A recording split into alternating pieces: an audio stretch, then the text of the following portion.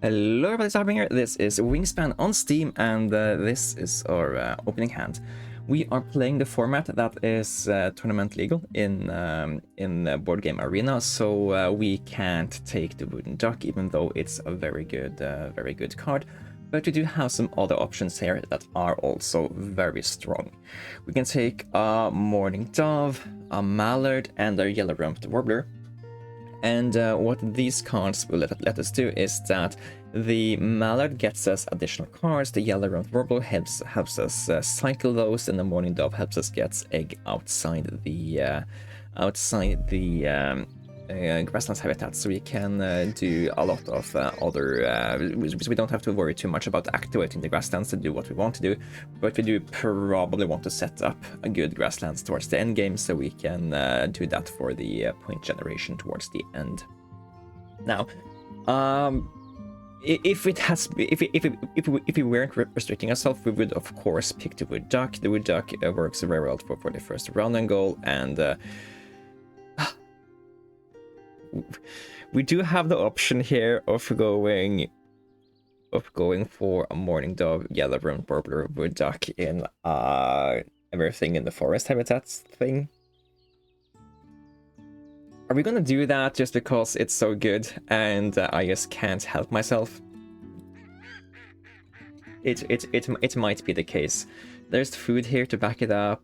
Maybe we don't need to pick up this guy. What's in the bird tray? Cardinal, Hummingbird, Warbler.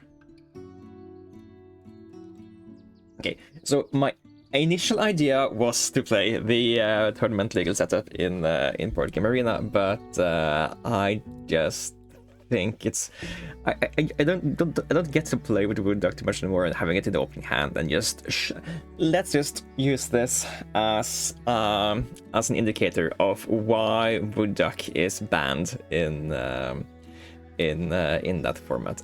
Logist is usually a really easy card to make happen. With this setup we should have no issues getting 9 birds on the board. So I do think that this is just straight up going to be very good for us.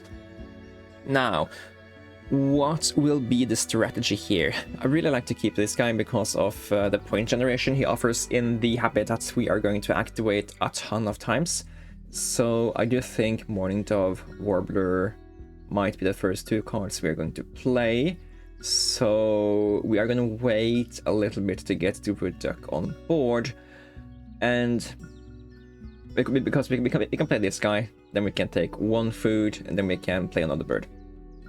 And we won't have enough food to play the wood duck until after a while. So maybe we take 1 more card here, play the Morning Dove, get 1 food that this guy can eat, then play this guy, and then we can cycle whatever card we have here to get more stuff while we're getting food for the wood duck.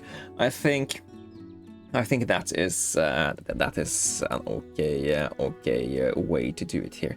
So yeah, okay, this is going to be an interesting one. And yeah, I think the title for this video is going to give itself. Is like, this is why wood duck is banned in the tournament format. And yeah, okay, so Morning Dove comes out first. This is also a very good card for just off habitat egg generation. I once saw a guy put it in the wetlands and just completely go completely bonkers with it. So excited to see what we can make happen here now. And don't get me wrong, the Mallard is also a really good bird, but since we do have access to card draw in the woodlands, which you never do in the tournament settings, because this is the only card that does that, and he is illegal in the current legal tournament format at Board Game Arena. We're not going to get to experience that. So we are okay. Yes, thank you. I am going to take another grain here that means we can maybe play you immediately. Okay, I was going to say we probably we need to cycle this into a card we don't want to play because we want to play this guy as well. But yeah, now we can just pick up whatever with this guy and be really happy. And a brown-headed cowbird is actually pretty insane as a first pickup here.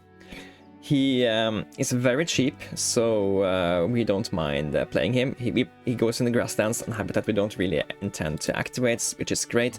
He's going to give us eggs into other nests other than the morning dove, which is great for the upcoming stuff. And yeah, he doesn't make the morning dove worse. And yeah, it's a very cheap bird to play at this point in the game, which we would love to do. And we can even do it now. Okay, you're too kind. You are too kind. Okay, put you in there. So let's see, what is the opponent up to? They have... oh, this is actually a really good setup. Okay, so... this might be a really high score from the opponent. If they had played this guy over here, they could have spent excess eggs to draw additional cards. But yeah, usually 2 birds that generate food in the grasslands is a really good start. Here you're generating 2 eggs and 2 food every activation. That's a really good habitat. But we are countering that with our brown-headed cowbird here, not even seeing that. But yeah, okay, that's pretty huge. Let's see. Ideally, we would want to find another bird to put here pretty fast, and we want to fill up the grasslands with stuff that can catch eggs. So so yeah, hang on. It's 1 turn left in this round after this, so we can still manually lay eggs over here. We want to have additional food, so we can sacrifice for additional points. So let's take 1 round over here and see what we are getting. Let's take the rarer food for now and see what we offered. Pine siskin and northern mockingbird. I will cycle the siskin and pick up Clark's nutcracker. And let's see, do we keep the mockingbird or do we keep the nutcracker? I don't care about the nutcracker. So the bad thing about this thing is that we only get to keep 1 card every iteration. But here we are offered the mockingbird, which we can use to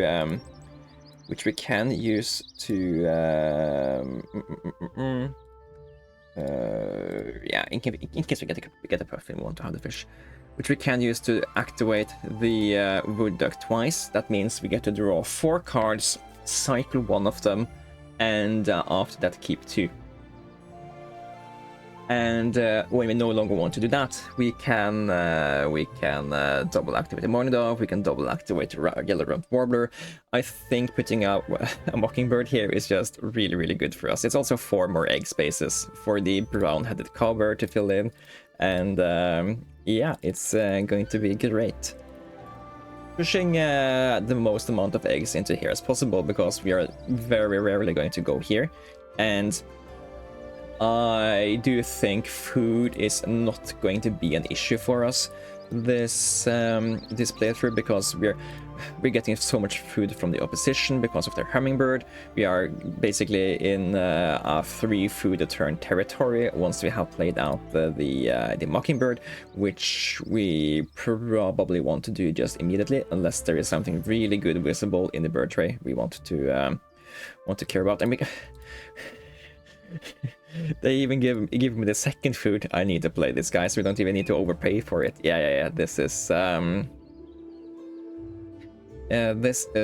something. Let's eat these eggs, make space on the morning dove, make space on the yellow-rumped warbler, and we will double activate the wood duck to see what kind of shenanigans we should prepare for next. We could we can consider playing out the American woodcock next turn. It's straight up 8-point play that gets us access to over here. We need something in the grasslands to fit some eggs, so that is pretty great. So we don't need to, and yeah, the food just shows up like yeah, that is what you should do here. I'm gonna activate the wood duck twice though, just see what options we have. Belted Kingfisher is interesting. It's a star nest that also gets us into here, which is great. Purple Martin, usually a very good card, but not that relevant since we are not activating the grasslands that many times. So big contender to get shafted later. Draw one more card here and the American woodcock. Let's see. Cycle the Martin. Pick up a Bell's Vireo, which is another star nest, which is great because that guy can put eggs into here now without having to worry about me activating manually. Okay, we love that. Okay, so what are we discarding? I do love the idea of keeping the star nests around, so you are definitively gone. And how much do I value star nests over the 9 points here?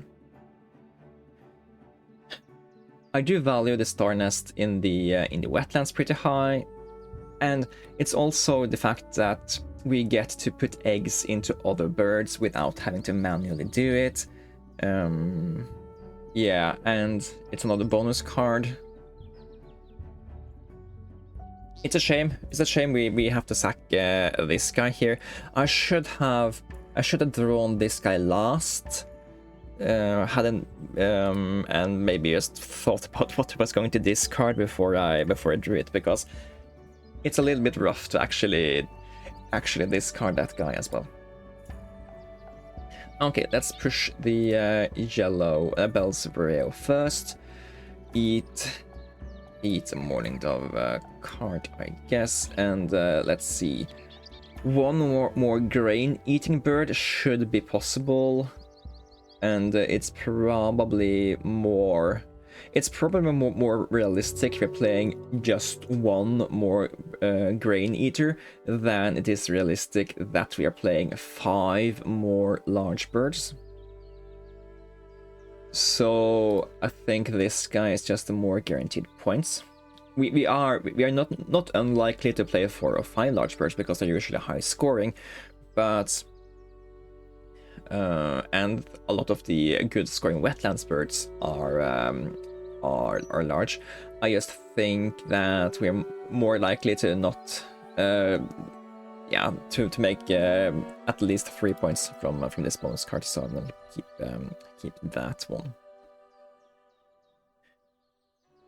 I guess we could have picked up the canvas back, knowing that we kind of wanted to play star nests in the wetlands. But yeah, let's take a worm this time and play out this Belted Kingfisher for double fish. He can give us fish back, so it's not that annoying to spend the higher tier food on this guy. And we're only really unhappy if we never get the option to actually play a puffin because we spent the wrong amount of fish here. But we have so much access to food here, I can't really see a scenario where we are not being able to play out whatever we want here. Do you want another canvas pack? It's a bird feeder that receives free eggs from the brown-headed cowbird. It's a contender. Common loon. It's a cheap bird that gives us 6 points compared to 4, but it's on a nest type we don't really care about. It doesn't have much egg capacity for the final running goal. Grab is just a very weak card when we are not activating the wetlands. Same thing with the common yellowthroat. Okay, so we at least have 2 cards to sack here, so I'm going to take the canvas back this time. Do we care about picking up the hooded warbler? We already know that 2 of the other high scoring high-scoring grasslands birds, for forest birds, are gone in the horned owl and the American woodcock. So it is one of the better things we can put there. It's another bowl nest that can capture eggs for Ullagist from the brown-headed cowbird.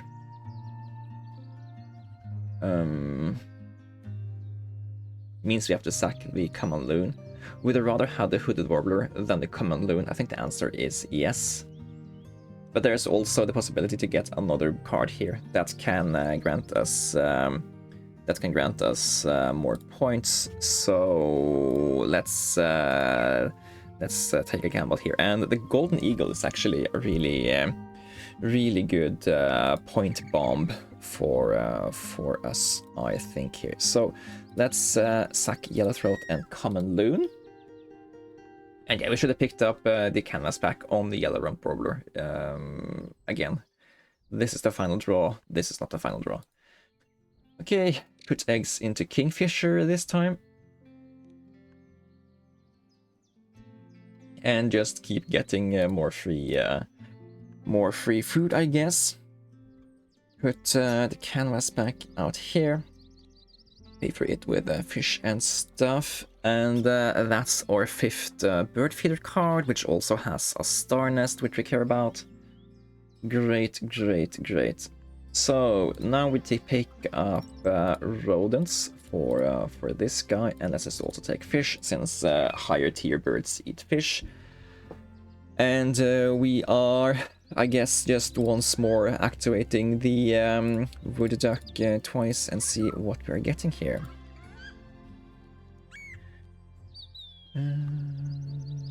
Let's cycle the Mississippi kite. I think there is no reason to keep this for any of this. Yeah. And we can take the hooded warbler, but maybe we rather would just want to play a red-headed woodpecker there. He is worth 3 fewer points, but he can gain us 1 additional point every activation. And I do think we have more than 3 activations left here, so don't care about this guy. Don't care about this guy either. So yeah, you can go, and you can go currently. Also, the double-crested cormorant is not something we care about playing either. It's very weak for us since we're not activating this habitat. Bruce Blackbird is interesting. So if we pick up and play out this guy, we are going to have excess cards. We're going to have loads of points coming in when we are going to activate this habitat down the line to just fill out to just get more points than going here would give us. So just guaranteeing that we can pick up this guy and play it out. That means a Bruce Blackbird, Golden Eagle. That also means that activating the Wooden Duck is worth 2 points for us down the line. So we don't have to worry about cycling and Morning Dove stuff. Also, we have 7, 11, 14 egg capacity in ball nests. So we don't need to worry about spending eggs from these guys to keep enough egg space around. Anyways, picking up this guy, playing out this guy means we are just 1 grain bird shy of the 7 points. So I think that might also be in contention. So yeah, let's pick up some relevant foods here. Pick up you and whatever else we are getting.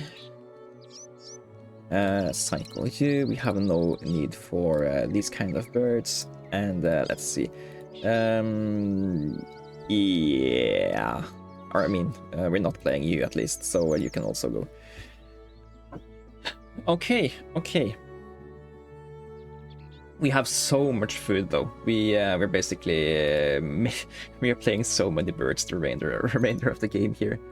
Purple Gallinule would be a nice 8th bird feeder bird. Actually, maybe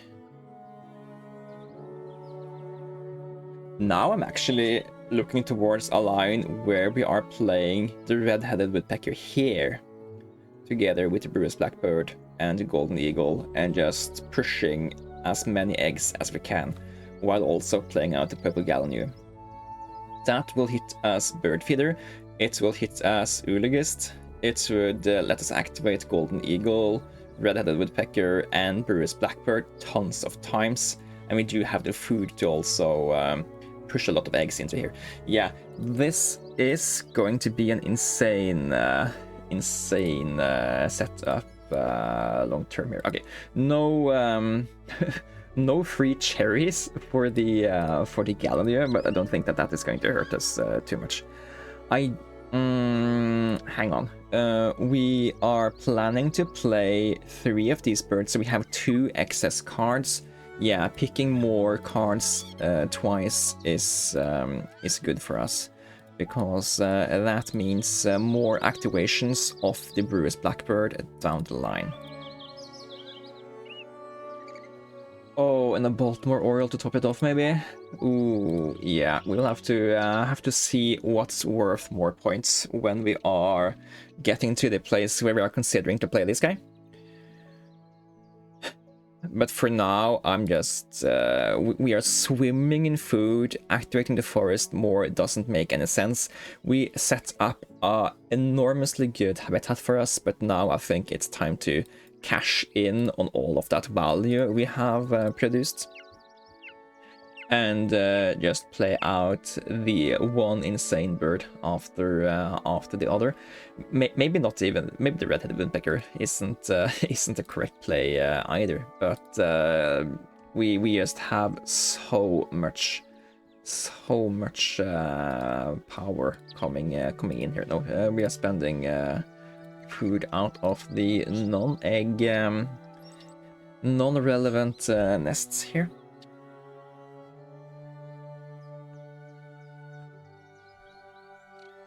No, not to you. Let's give it to you instead. And sure, I'll take more grains. Okay, so 7 turns left in the game. Do we play this guy? Playing this guy is gonna cost us 2 eggs, so it's a 2-pointer. But we're gonna activate him quite a few times. He's gonna help us get to Bird Feeder Tier 2 together with the Purple Gallinule.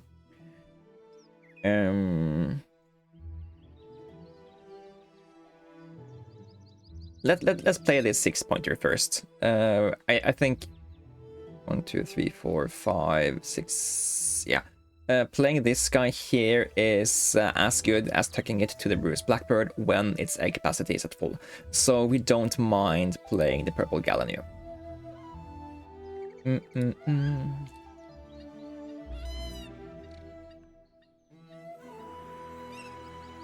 Then we need to pay attention to whether or not we are winning or losing the round and goal here. Okay, let's just... okay, still no cherries. We are currently winning.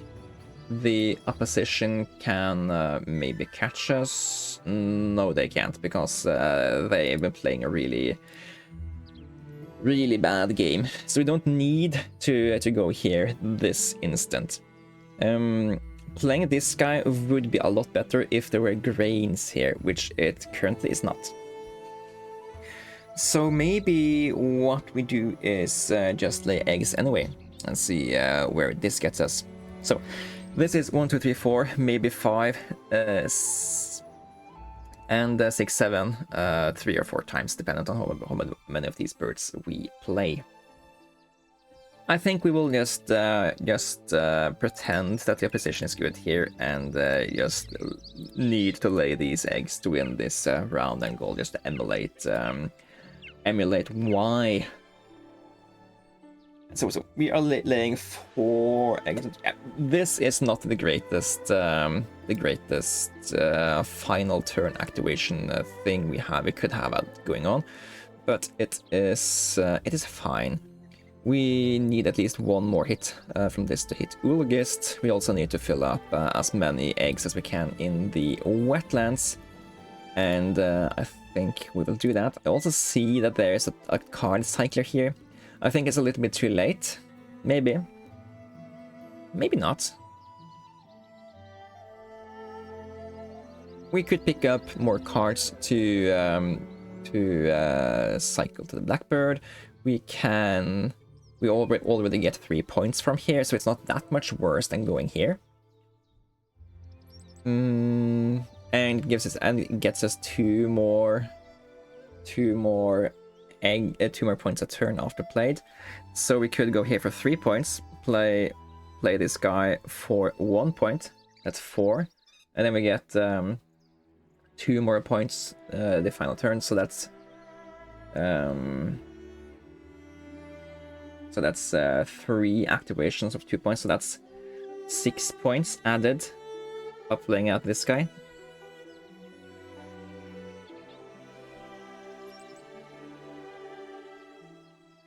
And we're not losing that many points from not activating here. There's a limit to how many eggs this guy can get us. So I don't hate it. I don't hate it. Let's do it. Let's do it.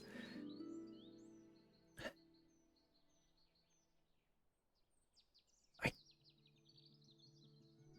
guess it doesn't matter to activate the woodchuck twice. So let's not do that. Let's activate the yellow rump twice instead. Pick up the Cassin's Finch. Pick up whatever, and this guy. Pick up whatever. And lay an egg. Okay. Toss that guy back out there. If there ever is a food tie, we win that, but it's not going to be a food tie in this game, or a point tie in this game. I can pretty much guarantee that. The opponent also draws a lot of food. Don't get me wrong, but yeah, they are just doing all sorts of weird stuff this game. Eating nest eggs. No, we care about that egg. We don't care about because we need to have at least 1 egg in many birds for this guy.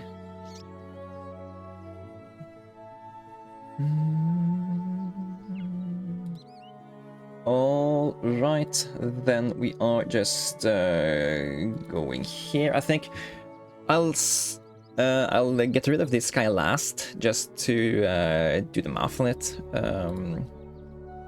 when that time comes. I don't think the Cassins or the Red-Headed would be worth it long term, but the Baltimore might be worth it to play actually. Too big. I think it's like a 79% chance that these guys hit. So that should have been his one unhit for the match, but you never know.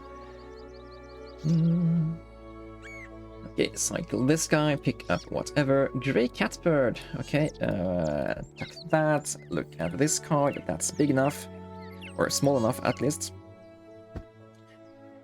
And okay, let's see. Going here is just thank you. Put that egg into the wetlands, and sure, take even more food to the food wagon. Opponent has 7 eggs. We have 11. I don't think. Yeah, and it's we have the final turn, so they can't really do anything. So should we play this guy or just go here? Very simple endgame evaluation to us. We, if we go here, we get 1, 2, 3, 4, 5, 6, 7, 8 points, maybe 9.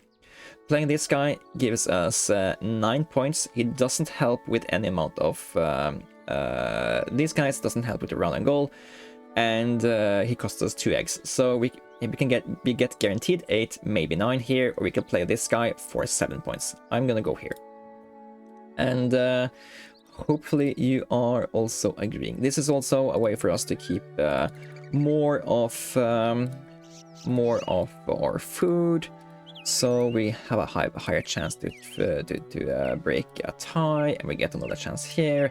He gets his redemption arc, and yeah, this should have been a very good showcase for why the wood duck is banned in the competitive format at Board Game Arena, because it's just very oppressive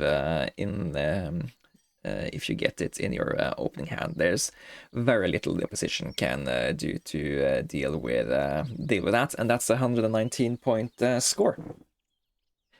In the base game, no ravens, no killdeer, no frankengull, just the wood duck and the mourning dove from the opening hand, and of course we did get a lot of free food from the opposing hummingbird.